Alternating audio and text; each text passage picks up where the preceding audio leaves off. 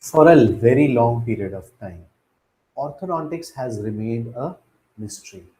The reason being, orthodontics was never taught at a graduate level. Today, we are here to discuss the truth about doing orthodontics as a general practitioner, whether it is viable for your practice or not. Let's jump right in.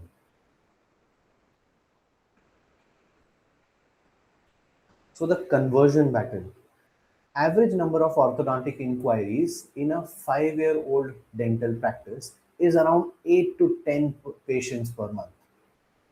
Now, you tell me how many out of these 8 to 10 people actually come back for a consultation with your consultant? And out of those actually coming for the consultation, how many do actually get converted? Okay, so how many of these patients ask for immediate answers? They ask for how long is the treatment going to take? What will be the plan? And how much is this going to cost me? Are you able to answer any of these questions? Are you scared that if I answer something and my consultant answers something else, I will be in a fix? So you're in a situation, you try to avoid these answers. You try to avoid telling the patient that your treatment is going to last for, let's say, 8 months, 10 months, 15 months. You avoid telling the patient whether the extractions will be required, which extractions will be required in a case like yours. What would be the cost? A case that is going to remain open for around 2 years should not cost the same as a case that is going to last for around 10 months. But ultimately, in your practice, you have only two options: metal braces and ceramic braces. You are not able to tell the case difference. This case is a complex case, so it's going to take more time, it's going to take more money. Another case is a easier case, is going to take less time, less effort. So, shouldn't it cost less as well? Right? So, you are unable to answer these questions. How many of them ask you, will someone else come from the outside and come to do the treatment? How many of these answers are given? How many of your patients are actually asking you, if you are doing the treatment, only then I will get the treatment done? Otherwise, I am not interested in doing the treatment. You are the one I trust.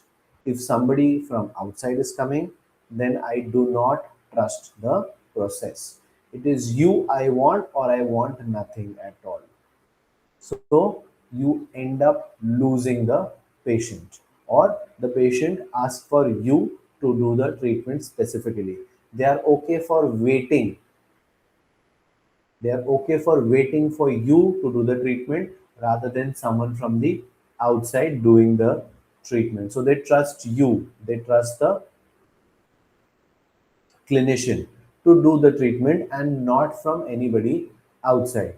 And then there are patients who would want a flexibility in appointment. If somebody from outside is actually coming in, they will give you a fixed timing, but all your patients may not align at that point in time. Some patients may not be available. Some patients want to come in the morning, but your consultant is coming in the afternoon or the evening. Or some patients want a late evening appointment, and some patients want a early morning appointment. Can the appointments be flexible is the question of the patient. So, is that something that you can provide to the patient? The answer is no. So, in a consultant based practice, all these problems are what you see.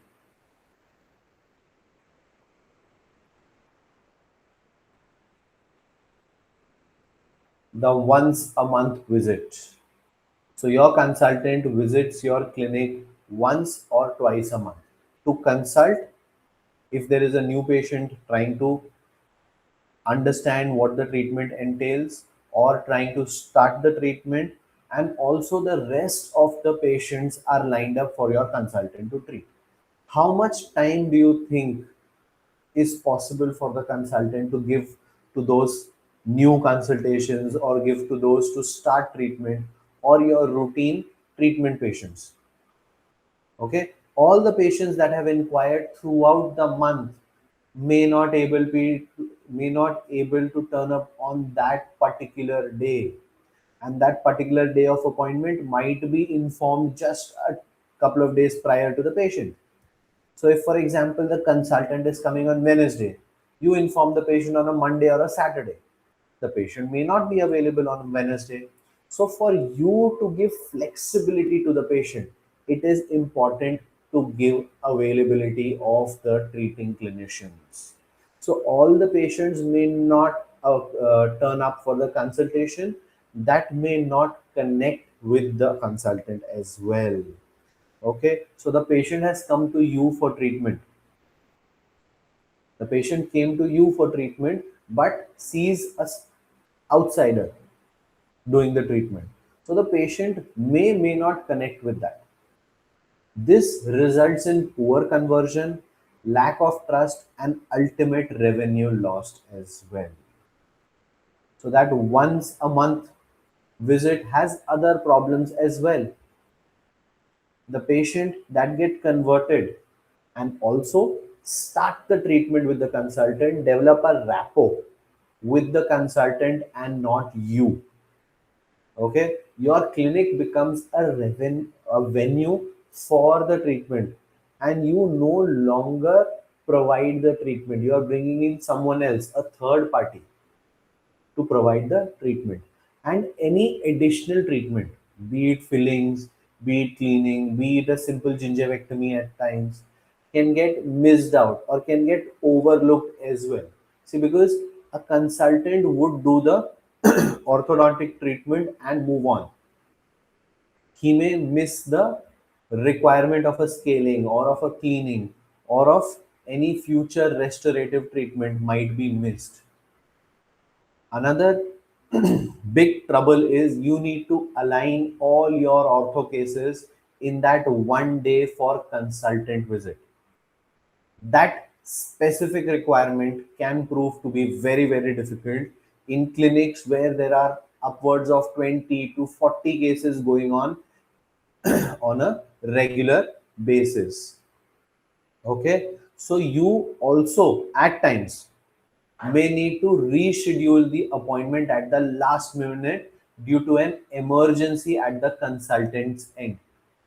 If you have around 20 to 40 patients going on, imagine calling each and every one of them and telling, I'm sorry, the consultant has suddenly cancelled, some emergency has come up, so I will have to cancel the appointment and give you a fresh appointment in a week or two's time. And you don't know when the next appointment would be. It might be in a day's notice or it might be in a couple of days' notice. Okay, so this rescheduling problem, even if it happens once or twice a year, can be a huge headache for you and your team. Okay, so this once a month visit has a lot of trouble for you and your patient. The Sunday trap. So many clinicians prefer to take off the day the orthodontic clinician comes in. Many clinicians take that Sunday. Okay, so the consultant comes in, does the work, and moves on.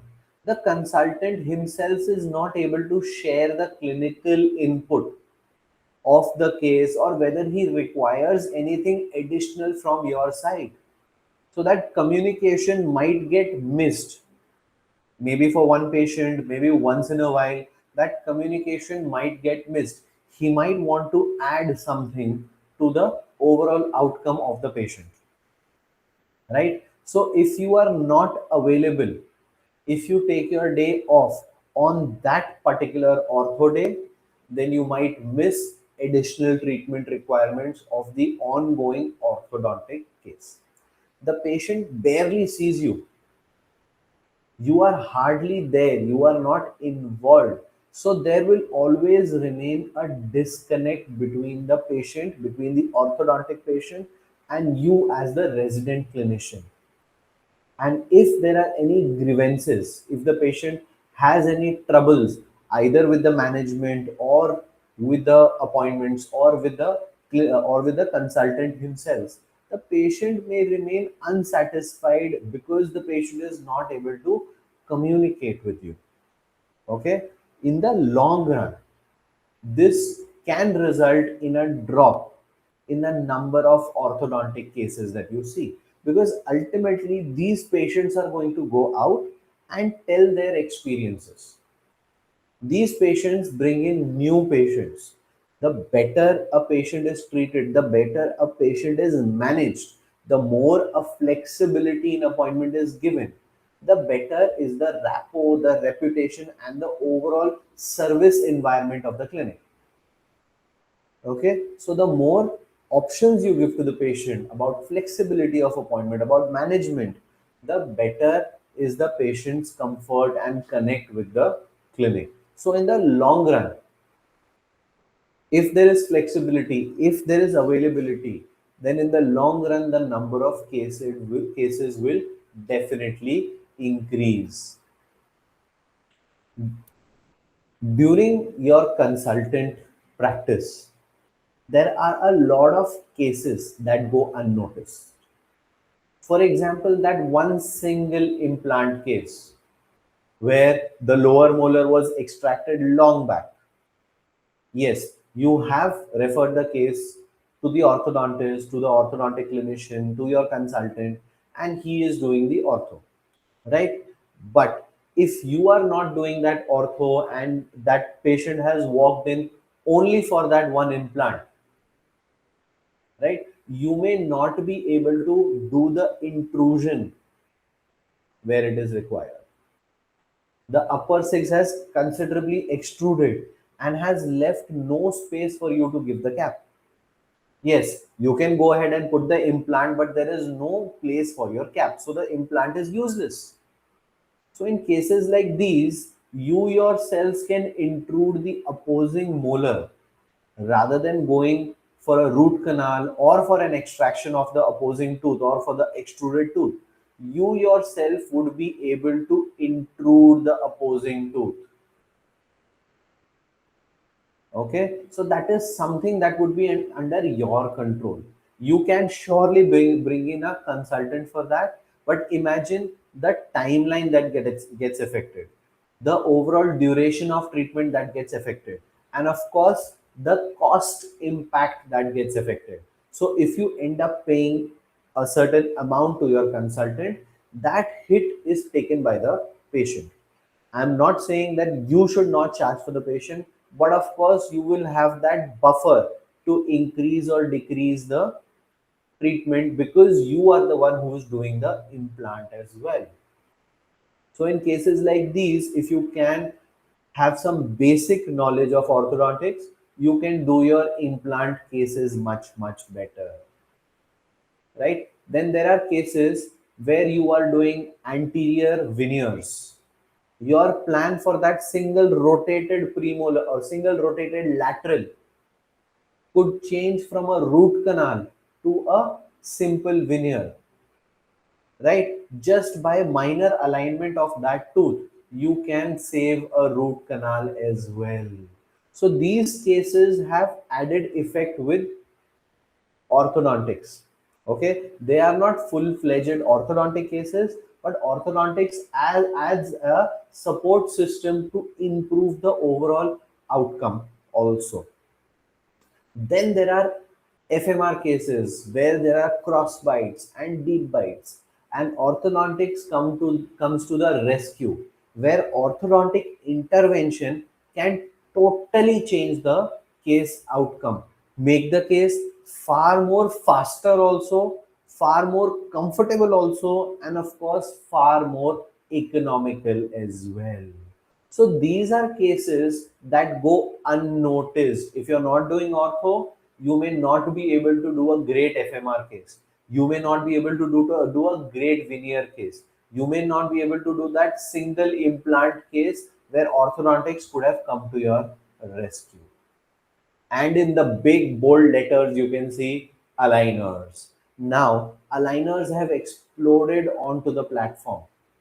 You cannot dismiss aligners. Every clinic in today's day and age needs to provide aligners to your patients. You have to give that option. So if aligners are something that you are not doing, you are missing out on a huge opportunity. Aligners are not something that you buy from a company and deliver to the patient. You are the person who controls the planning. You are the person who dictates treatment outcome. So without proper knowledge, you will lack in aligners as well. So this is where your case drop will go unnoticed. You're not doing proper implants, you're not able to do a lot of veneers, you're not able to do FMR cases properly, and you are not doing aligners. So imagine the amount of cases, imagine the number of cases that you're missing out on. Even if you're not doing full-fledged comprehensive fixed orthodontics, orthodontics will help you in improving your overall clinical case number. What can change to increase the conversion? So how do you increase your conversion? Number one, be present. Many clinicians, what they do, they bring in the consultant and refer the patient. Within the clinic, they refer the patient to the consultant. And whether the what is the discussion, what was the concern, that goes completely unknown and undiscussed by the resident clinician, right? So being present and actively engaging in the discussion regarding patient's concern is step number one to increase your conversion. You have to gain knowledge about orthodontic diagnostic process. How does one arrive at the diagnosis? Because when a patient comes in, the patient expects full knowledge, full information from the doctor that is present. Yes, many of the patients do know there is an orthodontic specialist, but when the patient walks into your clinic, they expect full utilization of their time. They would ask you questions. They will ask you questions about duration. They will ask you questions about tooth extraction. They will ask you questions of the options that you can provide: metal braces, ceramic braces, types of metal braces, types of ceramic braces, aligners. What are the different companies of aligners? Duration for aligners. How does aligners work? All of these questions are expected to be answered by the patient in the first visit. So gaining knowledge about orthodontic diagnostic process, the treatment process is very, very important. Even though you might not do the treatment, being able to answer the questions is very, very important. So be present during consultation, actively discuss the patient's concern, gain knowledge about the orthodontic diagnostic process and treatment options. Be present during the treatment sessions as well. So no more Sundays for your orthodontic treatment. When the patient comes in for the orthodontic session, make sure you talk to the patient. Make sure you talk to the consultant as well. Make sure the treatment is going as planned. Make sure the patient is compliant with all the instructions the consultant is providing. Do a regular checkup for scalings, for cavities, for gingival health, etc. So you should not see the patient at the beginning of ortho and directly at the end of ortho, right? You should see them during the course of the treatment. Ideally, you should see them every appointment for a discussion, how the treatment is going, whether the appointments are being managed as per their liking. And once in a while, maybe once a quarter, you can have an oral examination, understand the hygiene habits, understand if scaling is required or if there are any new developments or if the orthodontic treatment is progressing at a reasonable pace. Another thing that one should do is to gather records. Get your hands on photographs, start taking impressions, ask for x-rays before the consultant appointment. Okay, so the patient has walked into your clinic asking for braces, asking for aligners. Make sure you answer a few questions as to the best of your knowledge and ability and gather information. So, gathering information puts you very close to the diagnostic process discussion with the consultant as well. So these records, as we call it, help you understand the case much better.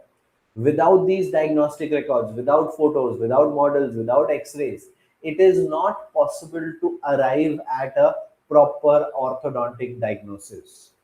So for you to take the next step, if you plan to do your ortho yourself, it is important to understand the importance of these diagnostic records. Okay, so focus on getting photos, getting good impressions, and asking for proper x-rays even before the consultant has come to consult for that case. Now, the big question is, should I do orthodontics myself in my clinic? Now, every clinician is different. Every clinician has different proclivities. Some people do not like ortho at all. So, for them, the answer is straight and simple. You don't like a subject, you are happy your consultant is coming in, doing all the hard work for you. Great, let that continue, but make sure you upgrade yourself to understand whether the treatment, whether the patient experience, whether any additional treatment is going on properly or not. You may not get your hands dirty, but then you should understand the process. Then there are people who want to increase then there are people who want to increase their revenue, they want to increase their patient growth. And then there are doctors who are widely or wildly in love with a subject from a graduate level, but somehow they could not get a chance to learn orthodontics. Okay, so you have to understand whether your love for increased revenue, whether your love for increased patient base, and your love for orthodontics takes you towards a course. Okay, for long, orthodontics has remained a mystery to the outside world. The biggest reason for that is, yes, it is not as simple. Plus, a proper curriculum for orthodontics at a graduate level was never existent. Okay, so as a dentist, you are left in the dark. As a practicing clinician, you are not sure in what direction, what will be the clinical implication, and what will be the scope of the subject, right? But you have to understand, learning any new subject with no earlier foundation takes time and dedicated effort. So, as a busy clinician, can you take that time out to do a course? And also, after the course, do you have the time to sit down, plan the case every time? Okay, so once you answer these questions, you will know whether you should do an orthodontic course, or whether you shouldn't do an orthodontic course, right? So if you do an orthodontic course, you will be able to cater to a wider pool of patients. Scheduling becomes much easier. The reason being, when you do ortho, every day can be an ortho day. Increased connect with the family brings in more patients, right? You are not just treating one patient, you are treating that patient for 1 year, 1.5 years. So the entire family of the patient gets attracted, and you build a bigger trust base, you build a bigger pool of patients in the future. So, if you are a consultant based practice, your long term orthodontic growth may stagnate. It may not go down, but it may stagnate. The same 20 to 40 patient going on for years. Okay, one patient gets debonded and you start a new patient, but your overall numbers don't increase. Okay, but if you are doing ortho yourself, your overall number increases over a period of time. And of course, then there is the aligner impact, right? When you have good orthodontic knowledge, you will be able to deliver aligners, you will be able to manage aligners, you will be able to cater to a premium clientele as well, right? So control over the planning and the bigger spectrum of these treatments as well, like the implant case that we spoke about. So that is the bigger spectrum. The FMR case we spoke about, that is the bigger spectrum. So you need not bring in another consultant to help you in your FMR case. So minor movements, minor corrections that would increase the life of your FMR case, that would decrease the duration of clinical FMR visits, that can be planned and executed by yourself. Okay, yes, all of this will have a revenue impact as well, but yes, that is the long term perspective. What you need to understand, if there are positives of doing ortho yourself, then there will be a little bit of negative aspect as well. So you have to understand, after doing a course, after doing an orthodontic course, you are not equivalent to a postgraduate in the subject. A person who has been trained for 3 years in the specialty has much more or bigger knowledge base. You, after a few days of the course, will not have the same amount of knowledge base. Yes, if you work hard, if you do a certain amount of cases, you will improve with time. So there is a learning curve for every subject, not just for ortho, for every new subject that you pick up. You may be doing implants, you may be doing endo. You would have, in endo you would have started with a central incisor, then you go to a premolar, then you go to molars, right? So for every subject there is a learning curve. Remember your first implant case, your lower first molar. Now you're doing sinus lifts, now you're doing other such work as well. So for any subject, there is a learning curve. Do not expect to learn everything under the sky of a subject in just a few days. Okay, so in a course, you touch up on the knowledge of the foundation of the subject. You are given a basics. You will not know everything under the sky of that subject. And the reality is, you will make mistakes. You will get stuck in a few cases and require guidance or hand holding through that phase of the treatment. So you need to be told, or rather, you need to be understanding enough to pick up specific cases in the beginning of the orthodontic journey. Once you get used to it, once you understand things better, once you're able to manage things, then you move on to more difficult, moderate cases, much then to the complex cases, right? So you have to understand, you do not start, you do not pick up a difficult case as your first case. Proper case selection, sticking to protocol is what is important for any new subject that you are learning. Every appointment needs proper planning, every appointment needs proper execution for you to take the case to the next step. Okay, if you are not taking that next step, the case will become stagnated, it will not progress, it will not improve. That rotation that is there, it will continue to remain there unless you are executing some force. Okay, so unless you execute the step, the long term treatment plan will not see the end of it. Okay, so you have to understand, you need time to plan, you need time to understand, and then you need time to execute also. and you will make mistakes. Learn from them and do not repeat the same mistakes. Do proper case selection, evaluate each and every clinical step. Okay, learn from your mentors, learn from your colleagues. Very, very, very important. So there are positives of doing an orthodontic course, and then there are a few negatives as well.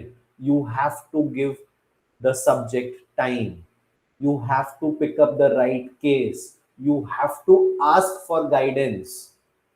Okay, so all of these factors are important when you all of these factors are important when you decide upon doing an orthodontic course. And I am Dr. Hitesh Nagrat, mentor and teacher of Orthomania, Orthodontics for General Dentists. We have offline courses where we do patient hands-on. We have a set protocol. We are now in our batch 41 of offline orthodontic courses, and then now we have launched our online courses as well. If there are any doubts, any questions, anything you would like to ask, feel free to connect on the given address and number. Thank you so much.